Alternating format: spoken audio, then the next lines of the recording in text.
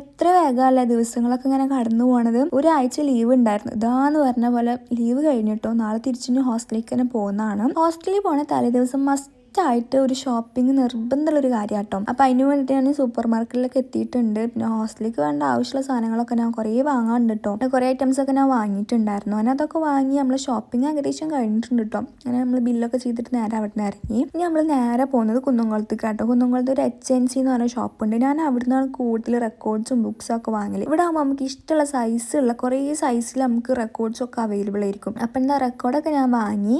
പിന്നെ ഇവിടെ ബുക്സ് മാത്രമല്ല, ഇവിടെ കുറേ ക്യൂട്ടായിട്ടുള്ള കുറേ ഐറ്റംസ് ഉണ്ട് കേട്ടോ. ഇവിടെ കുട്ടികൾക്കുള്ള ടോയ്സും ബാഗും അങ്ങനെ കുറേ ഐറ്റംസ് ഉണ്ട്. ഞാൻ എന്തായാലും ഇവിടെ വന്നാൽ ഈ ഷോപ്പ് മൊത്തത്തിലൊന്ന് കറങ്ങും കേട്ടോ. എന്തൊക്കെ പുതിയ ഐറ്റംസ് വന്നിട്ടുണ്ട്, എന്തൊക്കെ ഉണ്ട് നോക്കാൻ വേണ്ടിയിട്ട് വെറുതെ കുറേ നേരം അവിടെ അങ്ങനെ കറങ്ങി നടക്കും. അതൊക്കെ കഴിഞ്ഞു. പിന്നെ എനിക്ക് കുറച്ച് നോട്ട്സൊക്കെ വാങ്ങാണ്ടായിരുന്നു കേട്ടോ. അങ്ങനെ നോട്ട്സൊക്കെ എടുത്ത് ഞാൻ ബില്ല് ചെയ്യാൻ വേണ്ടി വന്നപ്പോഴാണ് ഈ ഐറ്റം കണ്ടത്. ഇത് സംഭവം ഒരു ഗൺ പോലെ ഉണ്ട് കേട്ടോ. പക്ഷെ ഇതൊരു പെന്നാണ്. നല്ല അടിപൊളി സാധനം.